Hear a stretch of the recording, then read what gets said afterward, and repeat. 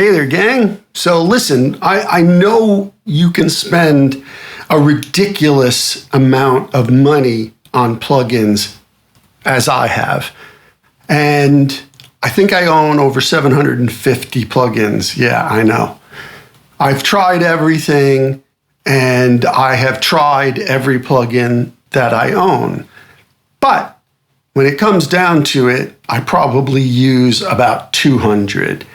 And in the last year, there have been several that have come out, and I thought I'd highlight those because they're the ones I think that are worth the money, even when some of them are expensive and some of them aren't. But I use them all the time. So let's take a look at them. On the other camera, we'll be picking up the screen in Pro Tools, and I'm going to show you some that I think are totally worth it. First one I want to show you is the P11 Abyss by Pulsar Modular. Now there's Pulsar Modular and there's also Pulsar. I use both of their plugins, are excellent and use them all the time. But the P11 Abyss is a compressor. Now my mentor, Bob Olson, and I have lamented that quite often the things that really don't do it for us in the software world are reverbs, which have gotten much better, and we'll talk about a few of those, and compressors. But this one, oh my God, this one is kind of mind-blowing. You can use this one as a very transparent compressor. You can use it as an aggressive compressor. You can use it on all different styles of music. You can use it for mastering. You can use it for mixing. It's astonishing. However, it's really bloody expensive. I think it goes for $342 normally. And that's the only thing that kept me from using it. And then Bob was like, well, you know, I've been using this on masters lately. And I just went for it when they had their end of the year sale. They only have a sale once a year, Black Friday. That's it. They do have some loyalty programs at the end of the year for people who own more than one of their plugins, but they don't really do sales. But let me tell you, they're worth it. There is virtually nothing you can't do with this compressor, and it sounds good on every source. I've used it for mastering, I've used it for mixing, I've used it on individual tracks. It is totally worth the $342, and that's hard for me to say. On your screen now, you'll see my next pick for unbelievably fantastic plugin that just is mind-blowing. And of course, it's from George Massenberg. It's the Massenberg DesignWorks DRC2. Another compressor, yes, I know. But since compressors have disappointed me for years, this is another one that is just outstanding, remarkable, does everything. Now, there is quite a bit of a learning curve with the Massenberg DRC2, but once you figure it out, and I strongly suggest with all of these things, read the manuals that come with them thoroughly. But this thing is remarkable. And it doesn't work on everything, but again, like the Pulsar Modular, you can use it for mastering, mixing, and individual tracks, but it really shines for mastering. It also shines on your mix bus, but $400. Yeah, you heard me right. It's $400, but there's nothing like it, and it's just incredible. So that's another one that I would recommend despite the price. Check it out. Another compressor I strongly suggest you try out, and it's not as expensive as the last two, but not cheap. I think it's around $200, but not surprisingly is influenced by George Massenberg. It's the Amic mastering compressor from Plugin Alliance. This one is based on George Massenberg's hardware rack unit compressor that many people relied on for years and years. And it has so many detailed secondary functions that, I mean, it's great on a mix bus, it's great for mastering, it's great for mixing, but it's also great on individual channels, especially drum buses because you can fine tune it so much. And there's so much detail in it. And the sidechain filter is absolutely remarkable. And there's a graphic display so you can see what it's doing. There's green, red, and yellow. And yellow is how the fast threshold, the peak is the red, and the green is the timing. And you can see it. I mean, you don't even have to read the manual. They'll read the manual. It's very important. Fantastic compressor. So as compressors go, that was a new one this year, and it's really terrific. The Amek mastering compressor from Plugin Alliance. Now I'm going to mention one that it's not new, and it's been around for a couple of years, but I think it's very affordable, and it's from a company that really, to me, does extraordinary work. Everything they put out is fantastic, and that's the Unisum mastering compressor. The Unisum was the first mastering compressor when I got it a couple years ago that I was like, okay, all right, I get it. This one is starting to react and respond the way I was used to hardware sounding, and it's really terrific. It can be transparent, it can be aggressive. It's not too complicated and it's not too expensive. It's not new, but the Unisum is really, really great. So you should check that one out too.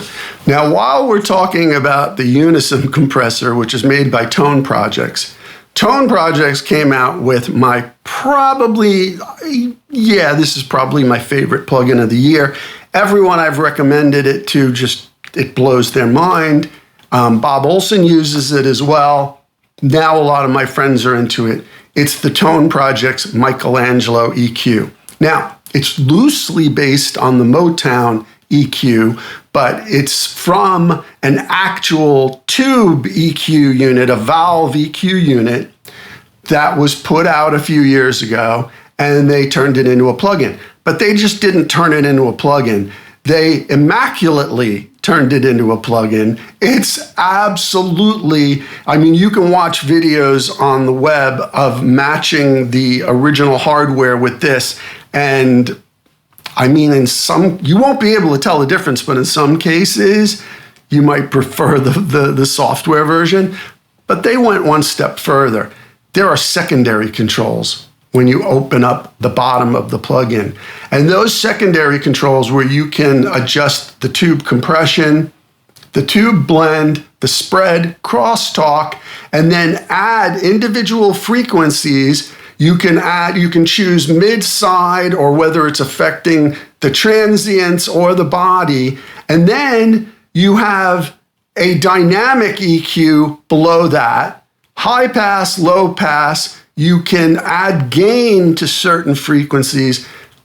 This thing is unbelievably remarkable. One little tip that Bob Olson gave me was when he uses it for mastering, he turns the input down -12 so that he's not getting the character of the unit because they so accurately captured the character of the tube unit that if he doesn't want that in mastering, he turns the input down -12 and then uses the plugin. But it actually does capture the character of the original unit, and it has this aggression knob, the one all the way to the left, the red one, which adds more character if you want it. So I've used it on individual tracks. I've used it on mastering. Unbelievable. Best money I've spent in years, the Michelangelo by Tone Projects. Now, I have a love-hate with Acustica Audio out of Italy. I've bought way too many of their plugins, but, and I don't use all of them, but a few of them have been pretty remarkable. One that just came out this year is the Ash Clipper, but the Ash Clipper might have been out for a while, but this is the Ash Clipper Flat with the graphical visual display. So much easier to use for everyday layman just wanting to add a little clipping. And you've got many different clipping styles from many different converters that they sampled. Phenomenal, totally worth the money. It might still be on sale. That's how new it is. Totally grab that. I would highly recommend that. The Cherry EQ, which is sort of a Pultec-y EQ. I use it all the time. It's really good. It's very transparent. It's very musical. It's one of, people say about the Pultec style. It's a musical EQ. Terrific. Totally worth the money. That came out this year. Another one from Acustica I use all the time is the Jam saturator.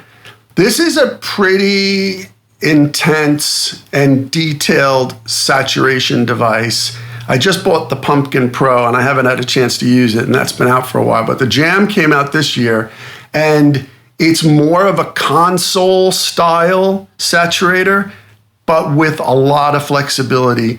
It sounds terrific. It doesn't destroy your signal. You can do a lot of tailoring.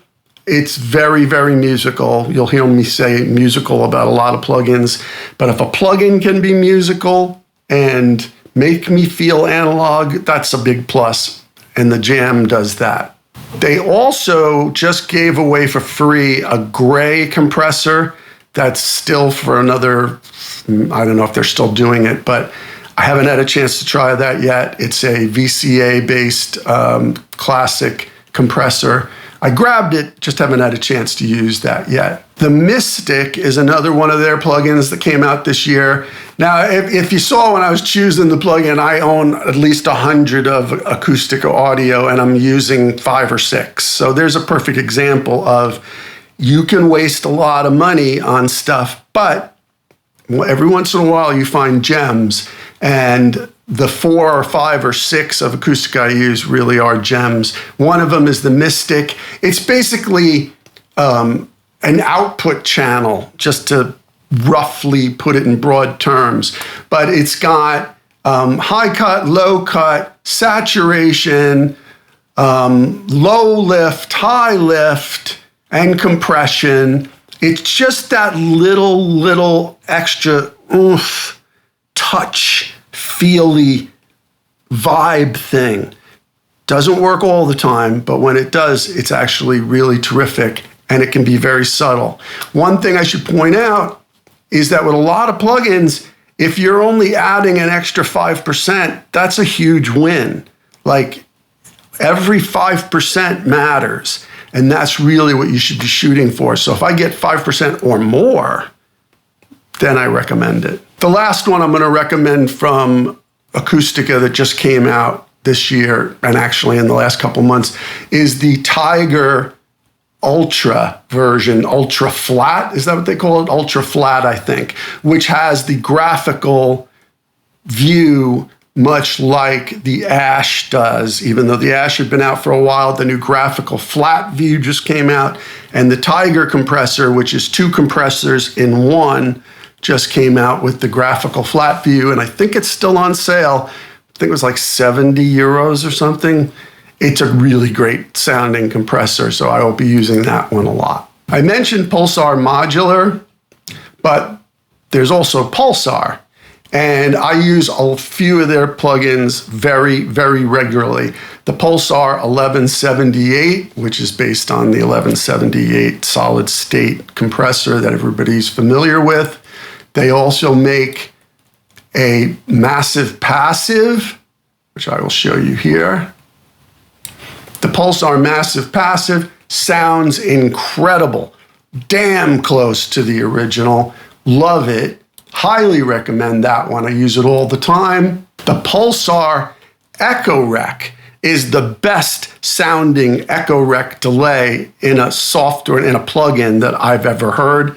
Just one little tip about it, though, it comes in hot. So I think it's 3 dB hotter than your signal will be. So if you get this plugin, just know that straight up front, that just the default is 3 dB hotter than you probably were expecting. So just turn down the volume on that to compensate. And one more I want to show you. Again, I only recommend the things that blow me away is the Pulsar 8200 based on the hardware 8200 version by George Massenburg that was a classic for years and years. This one cannot live without it. Cannot live without it. But just so you know, I'm just not like blowing smoke about certain plugin makers and designers. The Pulsar Moo, which is based on the Manly Moo compressor, do not like it. I have not ever found a way to make this sound good. In many, many, many different sessions, in many different situations, it just doesn't do it for me. There's plenty of other Moo compressors that work better for me, many other VCA compressor style that work better for me. So just doesn't do it. So I'm just being honest. I love everything else they do.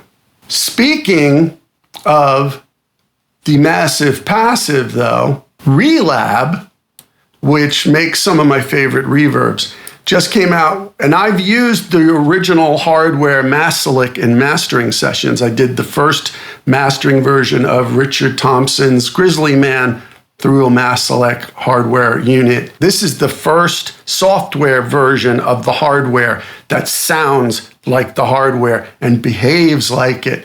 And the trick to this is if you use a massive passive, like if you use the Pulsar Massive first and then the Relab Maselec afterwards, woo, it's magic. That's a little trick that Bob Olson taught me. Apparently they're meant to be used together. So bravo to Relab. I tried the Acustica version. I think they call it the Ivory. It wasn't working for me. It wasn't happening.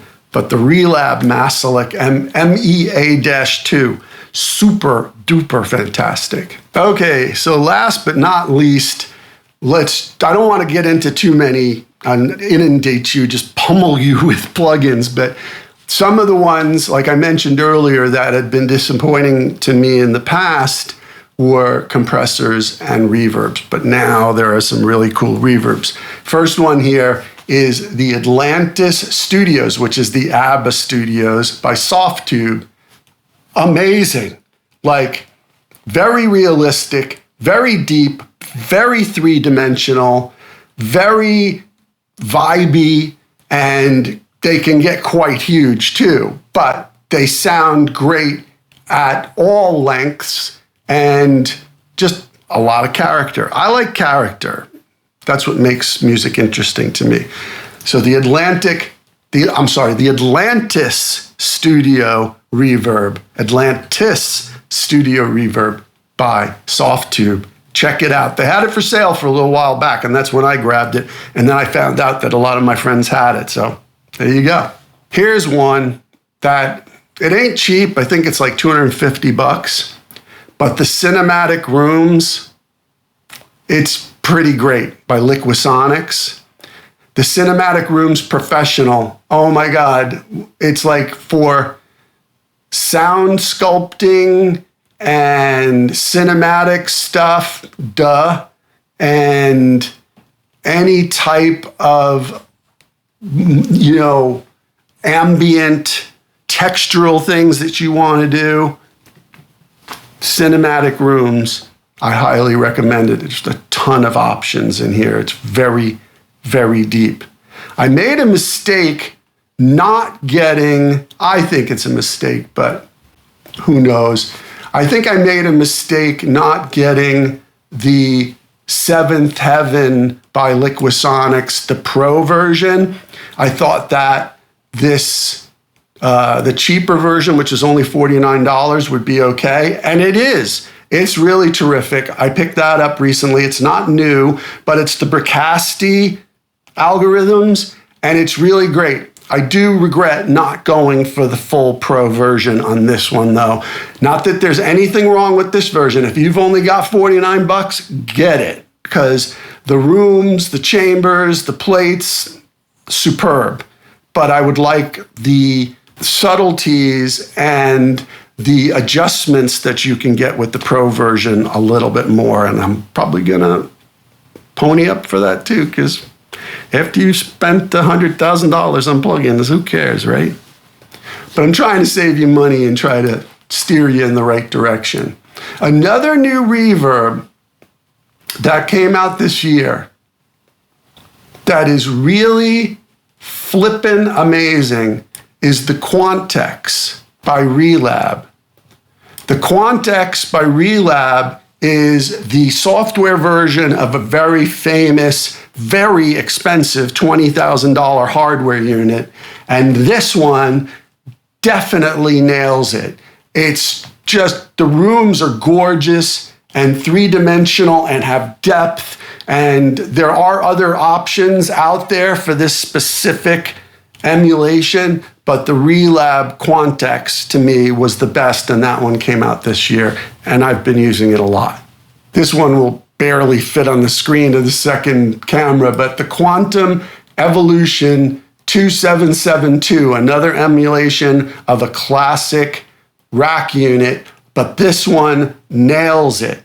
Absolutely beautifully, incredibly nails it. It was one of my favorite rack units of all time, and I love this, and I really think it's totally worth it. It's not even that expensive. It was like just $130 or something, but a total steal for atmospheric, deep, large, beautiful sounding halls and rooms, and even has the Taj Mahal in there, which is like the cornerstone of the sound of this from when I used to use it back in the old days.